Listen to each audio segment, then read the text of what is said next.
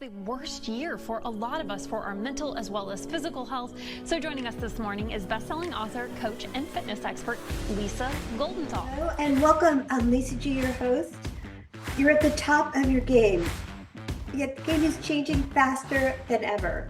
Strategies that got you here aren't the ones that'll keep you here. The pressure is relentless and the fear of obsolescence looms large. That's why I'm here. Welcome to the new podcast series, Disruptive: How to Be Gritty and Unlock Performance. This is your chance where I sit down with today's top experts in business, mindset, wellness, and success to help you master disruption and thrive. Thanks for coming, and I'll see you soon.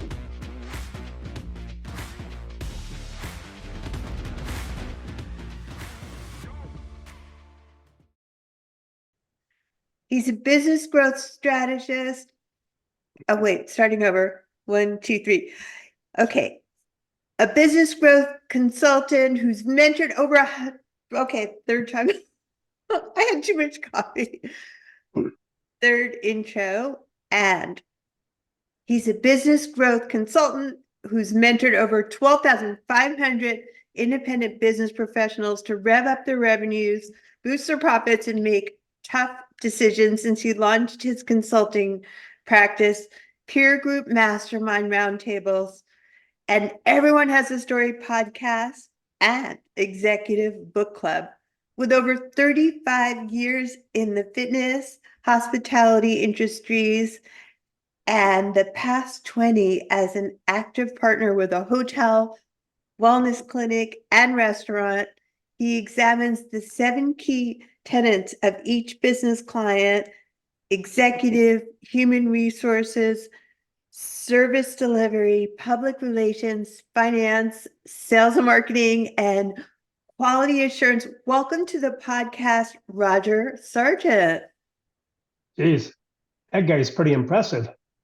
I was impressed just reading your bio. I'm like, I got to know this guy. Oh, wait, I do. So nice to see you, Roger. Welcome to the podcast. Great to be here. Thank you. Thank you. I want to talk to you about grit because, since COVID, business, along with their leaders, have been introduced to this new normal. Please explain. Well, the people who are not ready to be in business, I'm primarily talking about the small to middle sized businesses, but there's some larger corporations out there that, they were walking down a path of what they called their typical day, their normal. And when the pandemic hit and really showed us that we all are very vulnerable, it was a wake-up call. And if individuals, organizations, you name it, everybody combined, if they were not ready for a pivot, they were thrown one. And the one thing that we've all learned is that we need to be very flexible with our daily lives, personal lives, our professional lives. But the fact of the matter is, if we as business leaders put our foot down too hard, it's really going to just cause nothing but a sore ankle. Because right now we have to be flexible. We have to be, really emotionally flexible. We have to be business flexible, because what a customer wanted 3 years ago is different today. What employees want today is different than what it was 3 years ago. And if we're not waking up every day being curious on really what is necessary to be more sustainable and be able to thrive and last today in the world of business and leadership, it's like no other time. Wow. There's so much to unpack there. I mean, on the mindset that's required to actually pivot and to be agile and not get emotionally attached to the outcome, because things had to change. And there was a huge silver lining in that. To me, I know that's why I started this podcast. I had to change. I had to pivot. It wasn't easy. And I always ask my experts, how can we be unstoppable? So I want to keep the conversation going about why has there never been a time when business owners and leaders need another voice in their head? Like, explain that. Well, because as I said earlier, we've all gotten very comfortable walking down that same path, waking up every day and almost being, and you got to remember, I'm not a coach, I'm a business guy. But what I've experienced with other businesses, leaders, owners, and their teams is that they become human robots. They wake up, they have the same routine, they go to work, they clock in, they do the same routine, and there's so very little room for flexibility. So when something fails, and it's, things are going to fail, things are not going to have the ideal outcome that we all expect.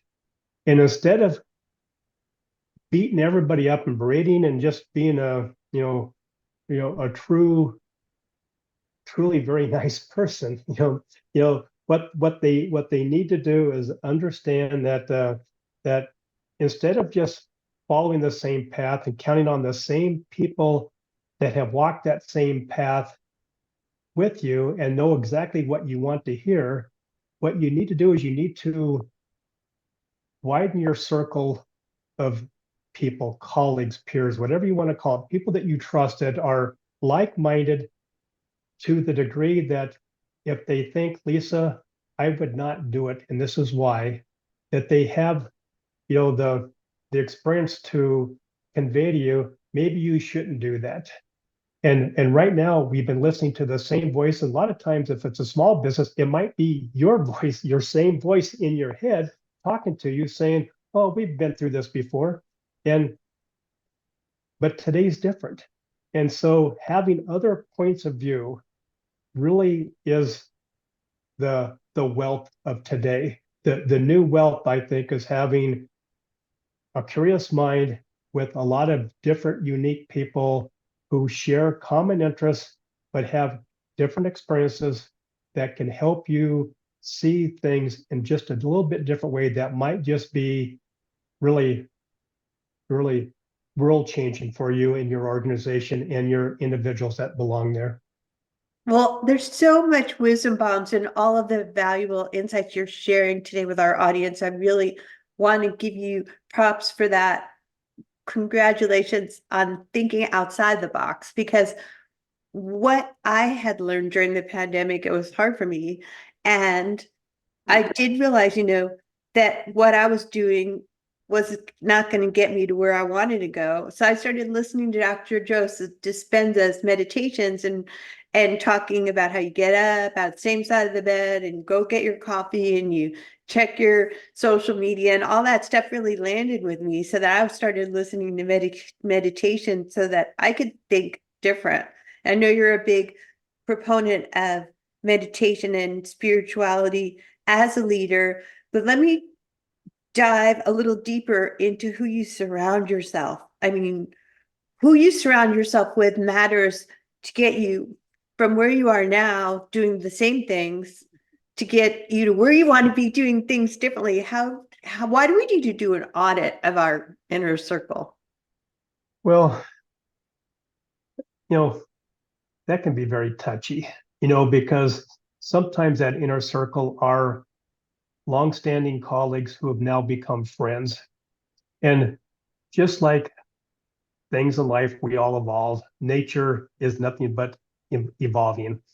And sometimes there's that necessary to maybe prune some of those branches on that tree of our life that might be not giving the right energy to the other branches to bear better fruit. And I'm never going to tell someone to stop being friends with someone that you've been friends with, but maybe spending less time, maybe having different conversations around those people so they don't have the opportunity, or you don't give them the opportunity to maybe contaminate what you really need to think about, what you really need to focus on. Yeah. And that's the beauty of connections. Sometimes that, boy, this connection is going to be good, and it is. And there's other times where you walk down that fine line, like, sometimes this person is giving me good sound advice, and I really think of it, but then I hear something else that he or she may say that is just a complete opposite of what they just told me. And so, you need to choose wisely. And as you said earlier about your introduction with Joe Dispenza and the advice and stuff like that, sometimes it's okay to make that pause, to take that pause and really reflect and say, is this person, is that message, is that energy, is it right for me? Or do I need to maybe shelve it? Maybe not completely prune it, but shelve it and look for other people who could give me the experience, the wisdom, and that good energy. Because right now, as we all know it, energy is essential, and good energy, as you know, you are the guru of the right energy with physical, mental, and nutritional feeding of that. And we need to learn from that. And that's why I'm glad to be having, say that you're in my circle, because on some things, I trust you immensely with what you do. And that's important to me. And I know that I can count on you to give me your point of view, but you're not going to tell it to me in a way that you think Roger wants to hear. You're going to tell me the brutal, honest truth. And if it hurts a little bit, you know what?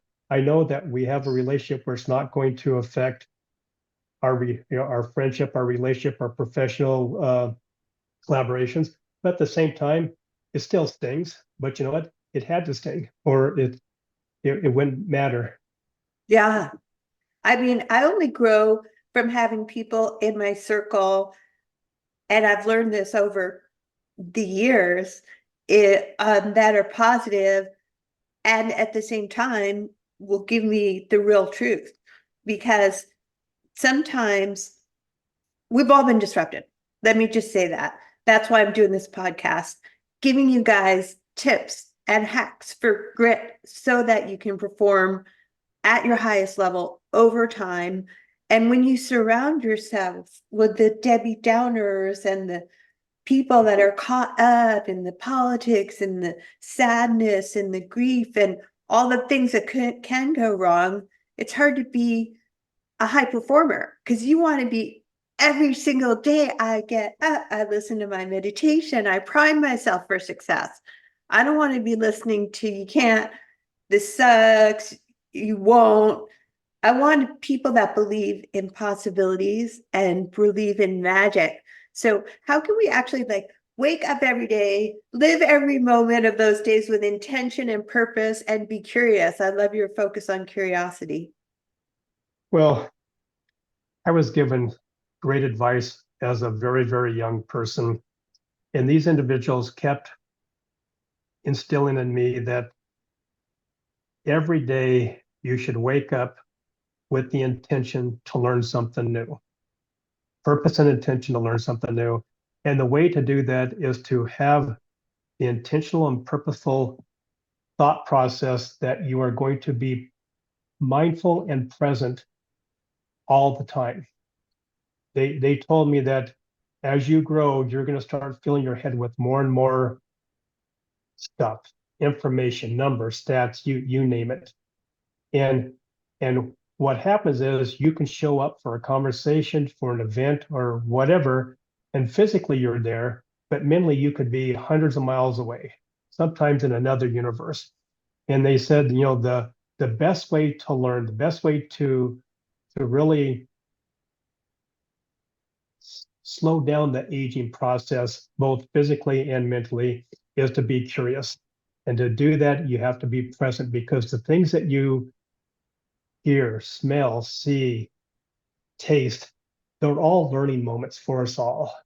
I mean, all of us. And if you're present, you can sit there and enjoy it, and you can really say, wow, this was quite the experience, or, it's not for me. So, you're not going to waste any more of your precious time, which we're all seem like we have shorter, more and more time each day, that you're not going to waste your time on things that aren't necessary for you or not something that you really want to proceed with.